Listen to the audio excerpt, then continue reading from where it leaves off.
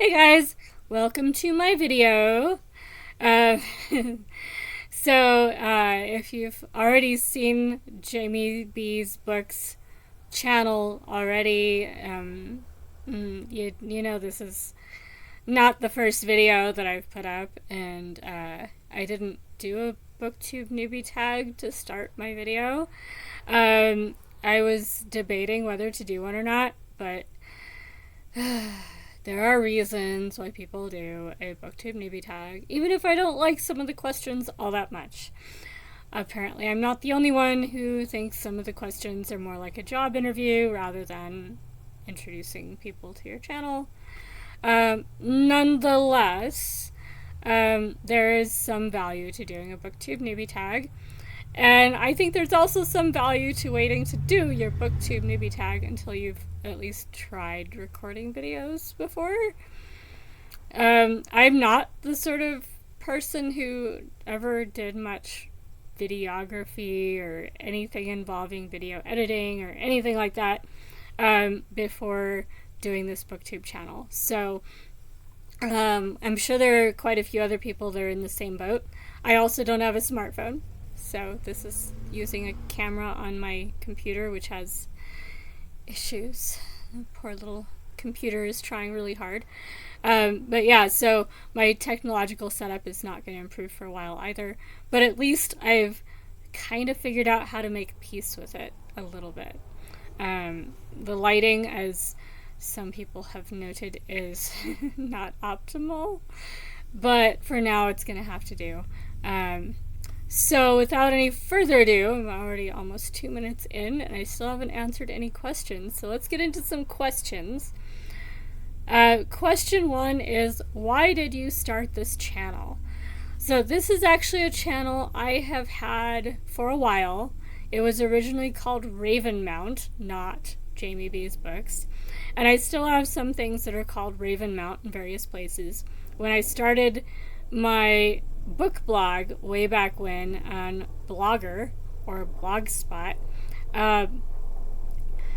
Ravenmount was something that if you Googled it, nothing else came up. Or I don't remember if we had Google when I first looked for it and set up my blog, but there are a lot of things called Ravenmount now just because it's such a cool name.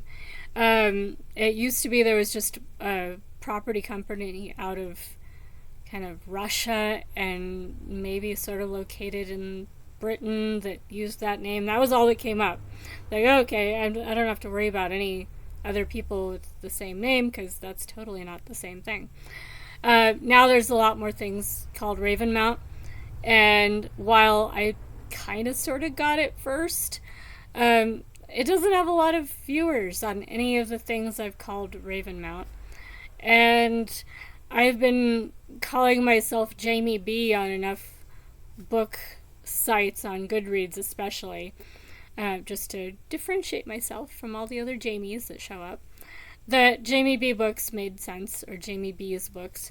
And when I decided to start trying to make my own content as a booktuber, I decided to go with that sort of alias rather than Ravenmount, which I don't think most people really associate with me.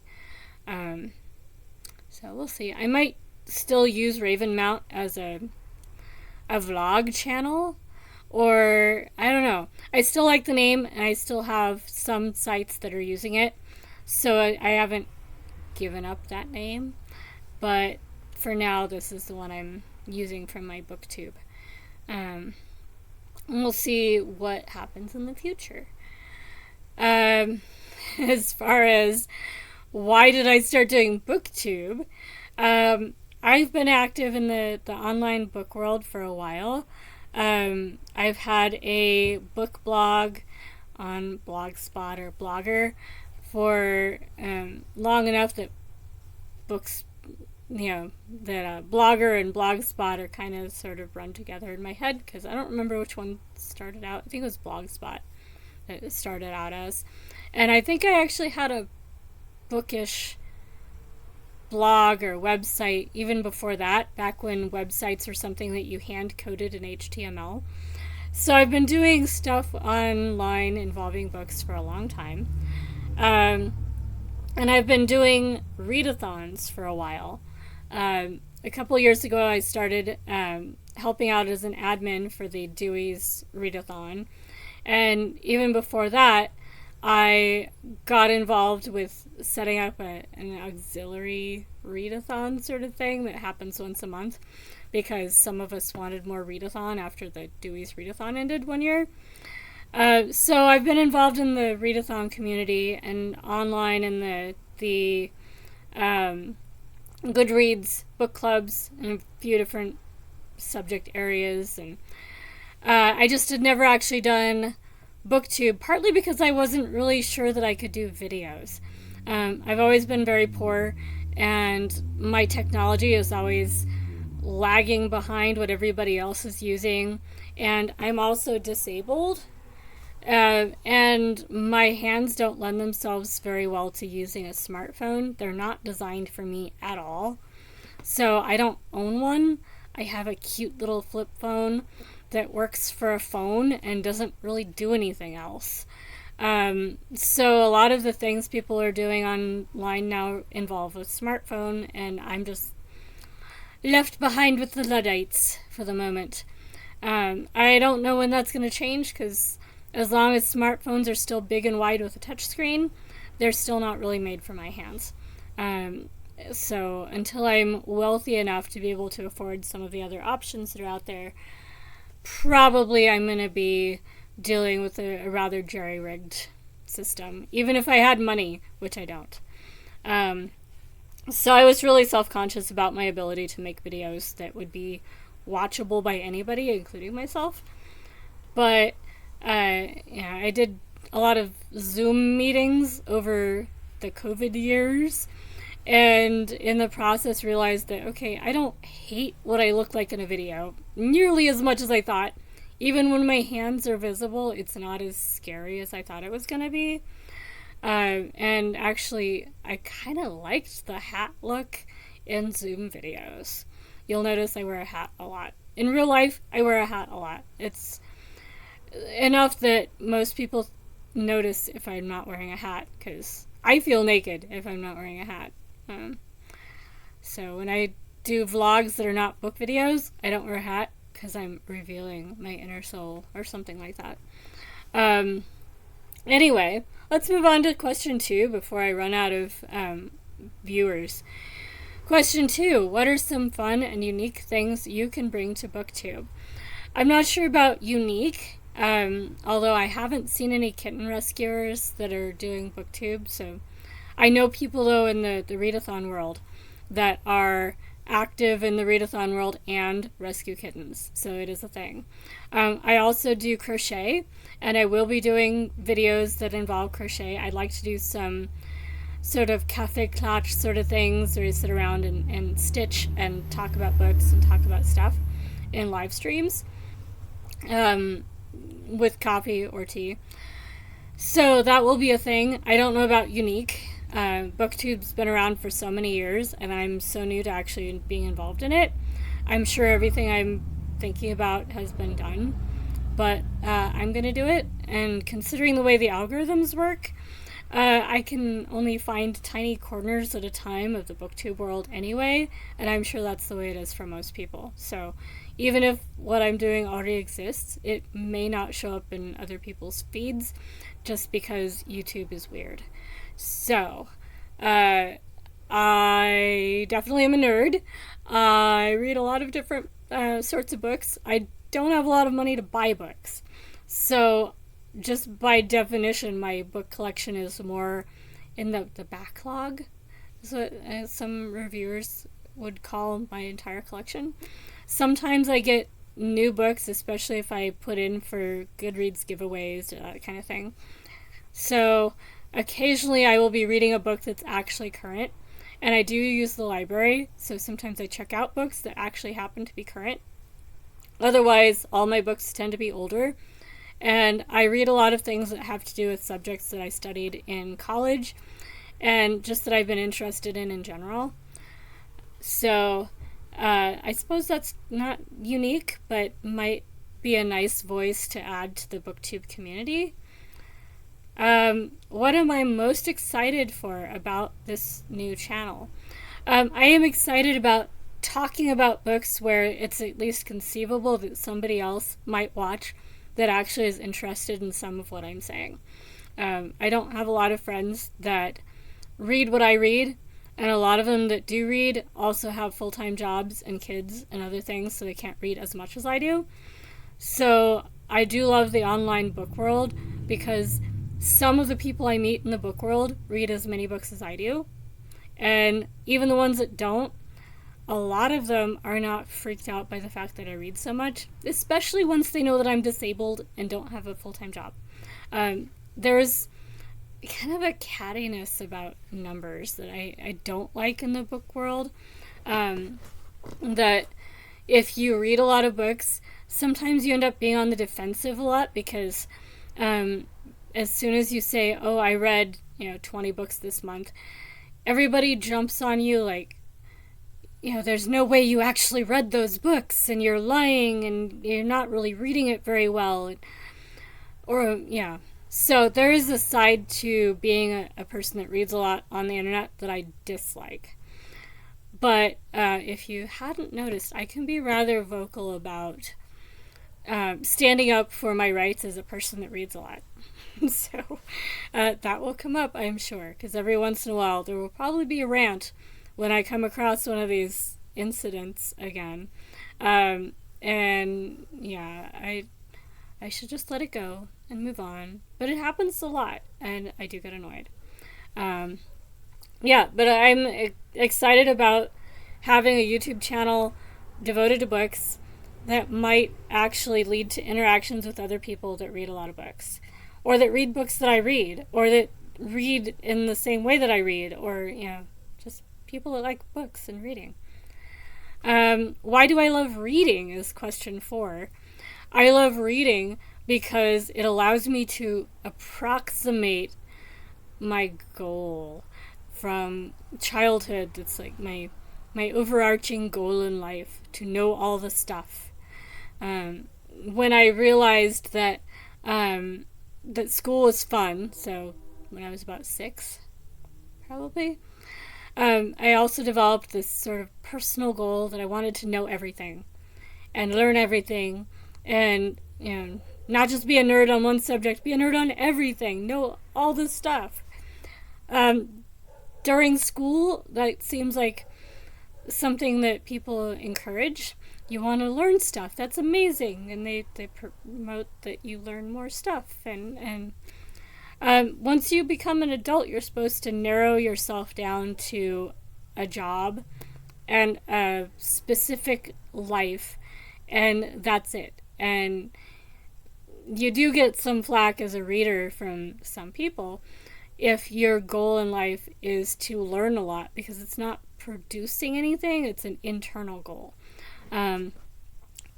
But when you read a lot, you do get to learn all the stuff. All the stuff you have time to read.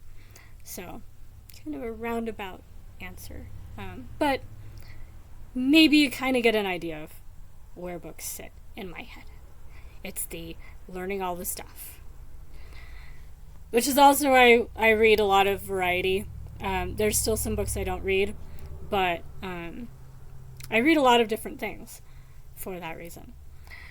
Question 5. What book or series got you into reading? I started learning how to read when I was about 5 or 6. I didn't do kindergarten. It wasn't really a thing in the community my parents were in at the time. But I did start learning to read when I was about 5. By the time I was about 6, I was in school.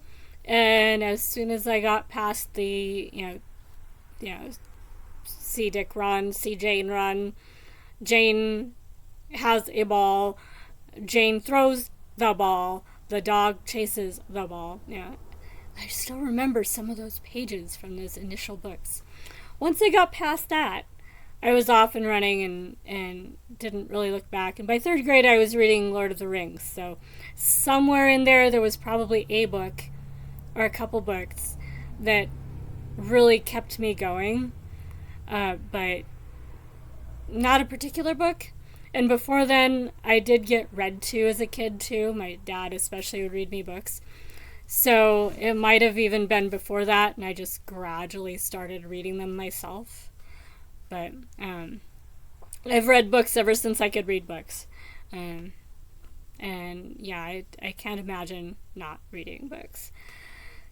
Early series, though, if I had to name one that really kind of kicked off the reading chapter books part, it was probably The Chronicles of Narnia by C.S. Lewis. And I definitely have reread that series enough times that I'm going to reread it this season, probably in December, for that reread December event that some of the booktubers are doing. But I don't need to read them because I already know them almost by heart. But I will reread the rest of them. I already did one this year, and so I've handed it off to my sister, and I'll do the rest. I read that series 20 or 25 times by the time I finished 5th grade. Maybe a little obsessed, just slightly.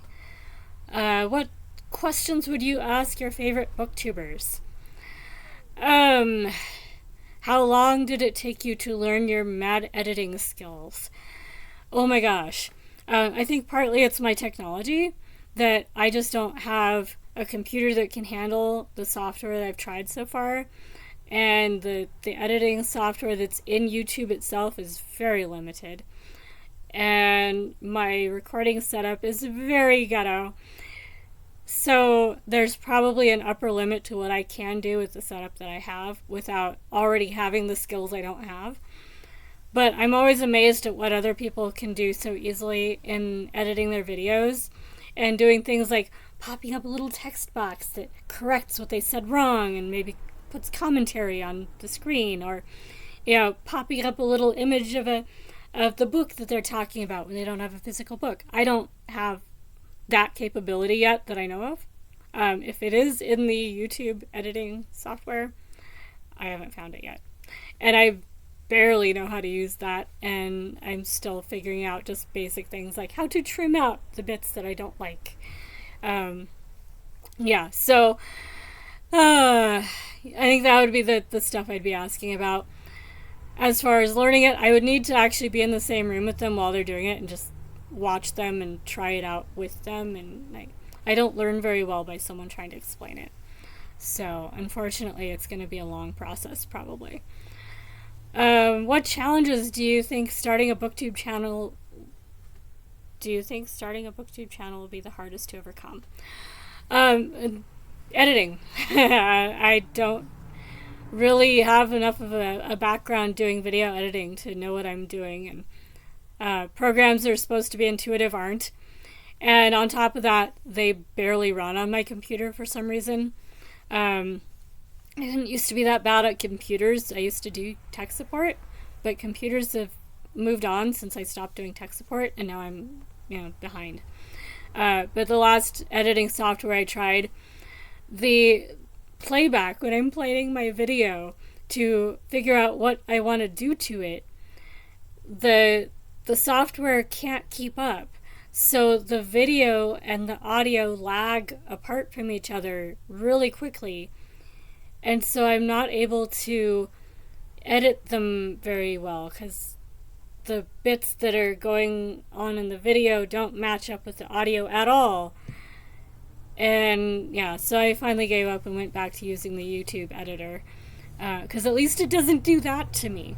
So that's going to be the biggest thing, is just within my budget, which is basically zero, figuring out how to do videos that look good, sound good, and have all the bells and whistles I want. And I'm not sure that's going to happen in 2023, but I'll be working on it. When did you start reading? When I learned how to read, when I was 5 or 6-ish. And probably before then, but words at a time. Where do you read? Where do I read? Where do I not read? I bring books with me. I don't own purses that don't at least fit a book, because I almost always have at least a book with me at all times. Otherwise, I read at home. I read when I'm waiting for things, everywhere. Yeah. What kinds of books do you like to read?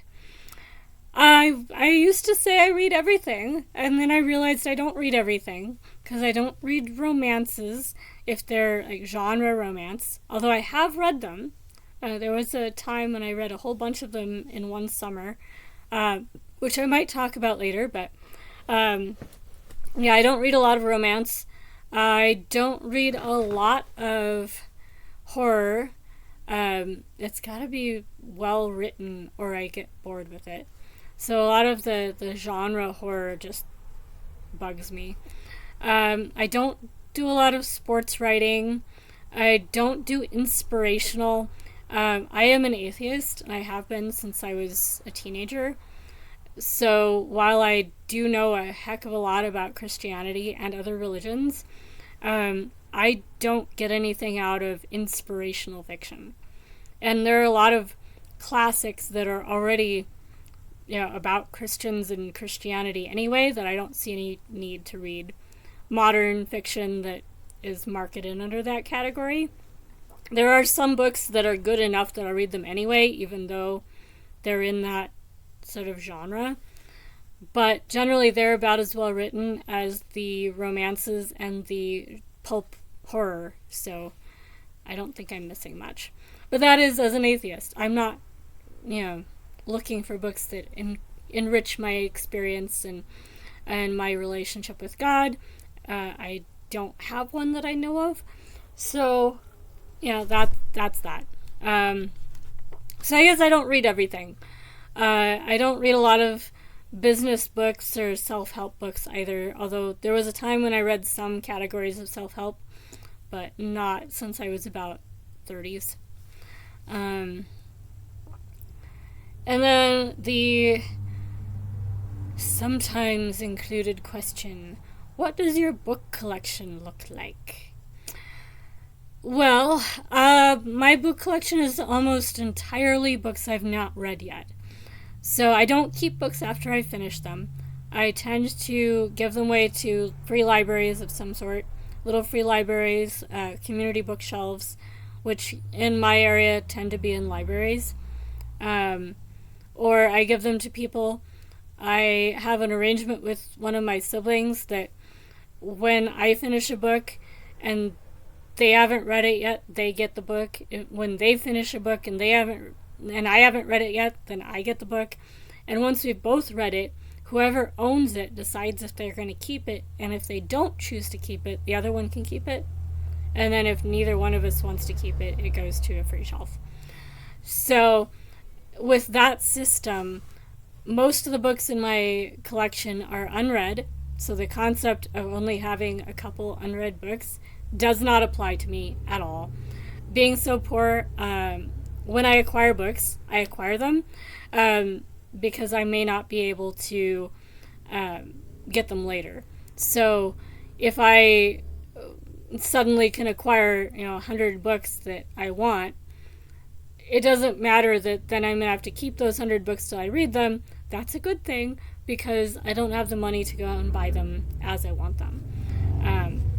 So if I was rich, I think I would probably be more of a minimalist, but that's not likely to happen anytime soon. And I think at this point I like having a home library of books that I haven't read yet anyway.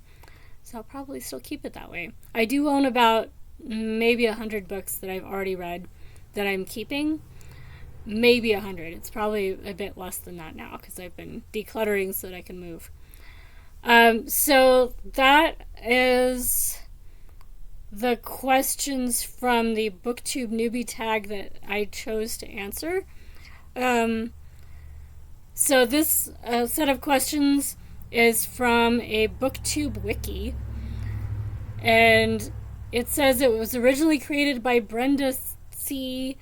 on February 5, 2014, and there are a bunch of other variations on this that I chose not to do. Some of them have more annoying questions than these ones, but that will be my Booktube Newbie Tag.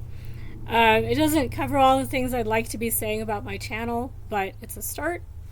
And if you like what you see or hear enough to check out more of my videos, please do. The video quality will improve. It really will. But for a while, it might be nebulous lighting, and there will be cats also. Miraculously, while recording this, none of the cats walked in front of the screen or started to climb my shirt or anything, but there are actually cats and kittens right now in my home. And most of the time when I'm trying to record a video, at least one of them makes an appearance. So there will be cats in videos if you like cats. Subscribe if you want to. Like my video if you want to. I do like seeing that people appreciate my videos. But I'm not expecting huge numbers on this one because I will admit the lighting isn't the best in the world. And this is definitely rambling. I'm going to let you guys move on to the next video. And hopefully I'll see you guys again soonish. Bye guys!